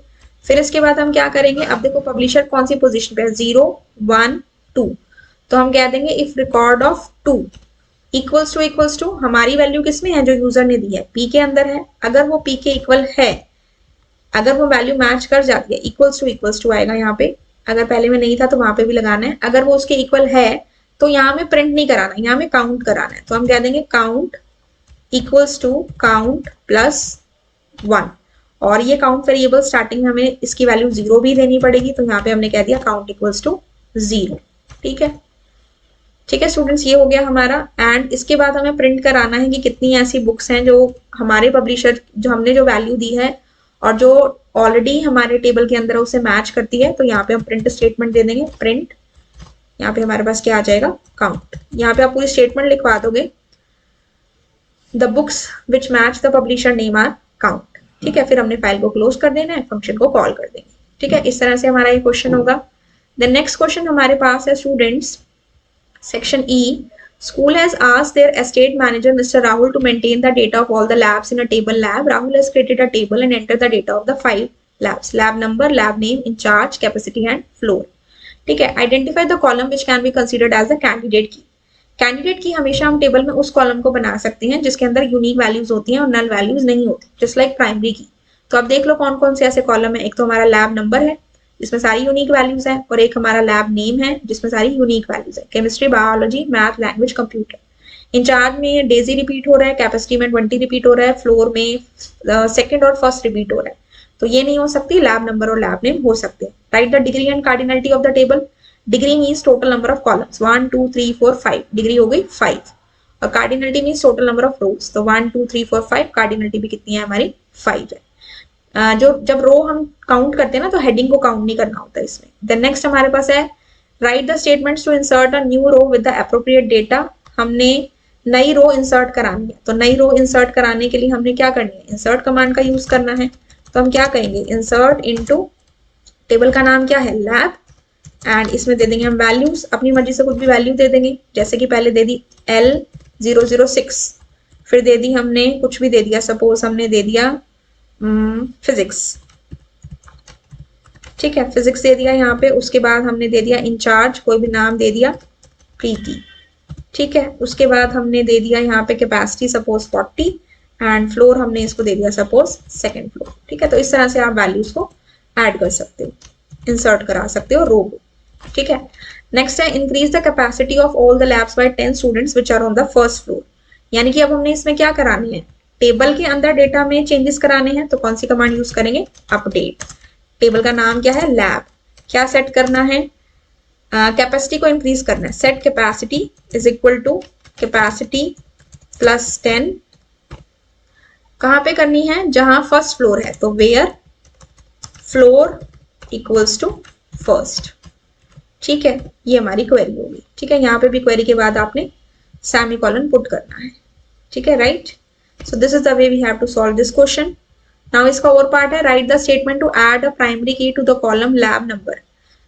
लैब नंबर जो हमारा कॉलम है उसमें हमने कंस्ट्रेंट ऐड करना है, तो हम क्या कहेंगे, ऑल्टर. जब भी हमें कॉलम में चेंजेस कराने हो तो ऑल्टर कमांड. कॉलम ऐड करना हो तो ऑल्टर कमांड, कॉलम ड्रॉप करना हो तो ऑल्टर कमांड. तो ऑल्टर टेबल लैब. यहाँ पे क्या कहेंगे, ऐड प्राइमरी की. किस में ऐड करना है, किसको ऐड करना है, लैब नंबर. तो यहाँ हम कह देंगे लैब नंबर. ठीक है, इस तरह से आपको एक क्वेरी लिखनी है. नेक्स्ट है डिलीट द टेबल लैब. तो या तो कर दो आप इसको डिलीट फ्रॉम टेबल का नाम लैब, या फिर आप कह सकते हो अगर डेटाबेस में से डिलीट करना है तो ड्रॉप टेबल लैब. ठीक है, दोनों में से आप कोई भी क्वेरी लिख सकते हैं. ठीक है, नेक्स्ट जो हमारा क्वेश्चन है स्टूडेंट्स, वो क्वेश्चन नंबर 35, लास्ट क्वेश्चन है इसका. Shreyas is a programmer who has recently been given a task to write a user-defined function write_bin to create a binary file called custfile.dat. File का नाम है custfile.dat, function का नाम है write_bin. इसके अंदर कुछ इन्फॉर्मेशन है. तो बाइनरी फाइल का क्वेश्चन है, स्टेटमेंट्स फिल करनी है. पिकल मॉड्यूल को इंपोर्ट किया, फंक्शन लिखा, bin file is equal to dash. Statement 1 क्या कहती है, write the correct statement to open a file for writing the data to the customer. File को ओपन करना है, फाइल के अंदर राइट कराना है. तो फाइल का नाम क्या है स्टूडेंट्स हमारे पास, यहाँ पे फाइल का नाम है हमारे पास custfile.dat. तो हम यहाँ क्या कह देंगे, ओपन बिन फाइल इसका फाइल हैंडल है. यहाँ पे हमने कह दिया cust underscore file dot dat. ठीक है, राइट मोड में ओपन कराना है, बाइनरी फाइल है तो मोड हो जाएगा WB. ठीक है, ये स्टेटमेंट 1 हो गई. देन स्टेटमेंट 2 हमें क्या कहती है, write the statement in statement 2 to check whether the quantity is less than 10. तो यहाँ पे हमने लूप लगाया, while loop, and customer name, number, name, quantity enter कराई, प्राइस एंटर कराई. क्या चेक करना है कि क्वांटिटी लेस देन 10 है या नहीं है. तो यहाँ हम कह देंगे QTY. क्वांटिटी किसमें सेव्ड है, QTY में, less than 10. If quantity less than 10, then next हमारे पास है स्टेटमेंट 3, जिसमें हम डेटा को राइट कराएंगे बाइनरी फाइल में. बाइनरी फाइल में डेटा को राइट कराना है. तो बाइनरी फाइल में जब भी डेटा को राइट कराना होता है स्टूडेंट्स, कौन से फंक्शन का यूज करते हैं, डंप फंक्शन का. तो हम कहेंगे पिकल पिकल डॉट डंप, और यहाँ पे हम अपने लिस्ट ऑब्जेक्ट का या लिस्ट या टपल या डिक्शनरी जो भी है उसका नाम देंगे। क्या नाम है इसमें यहाँ पे इसका? सी डिटेल। ठीक है, तो सी अंडरस्कोर डिटेल कॉमा हमारे फाइल हैंडल का नाम। फाइल हैंडल का नाम ऊपर दे रखा है बिन अंडरस्कोर फाइल, तो ये हो जाएगा bin underscore file. Dump function 2 argument लेता है, लोड फंक्शन 1 आर्ग्यूमेंट लेता है। ठीक है, ये करवा दिया। उसके बाद स्टेटमेंट 4 क्या कहती है? To stop the further processing if the user does not wish to enter the more records. अगर यूजर और रिकॉर्ड्स नहीं एंटर करवाना चाहता तो वहीं पे स्टॉप कर दो। यानी कि अगर यूजर नो देता है वैल्यू, स्टॉप कराना है, तो स्टॉप कराने के लिए हम क्या यूज करते हैं? ब्रेक स्टेटमेंट का। ठीक है, फिर ये तो 3 पार्ट हो गए जिसमें 4 स्टेटमेंट थी। और पार्ट ये थर्ड का ही ऑप्शन है, what should Shreyas fill in statement 5 to close the binary file.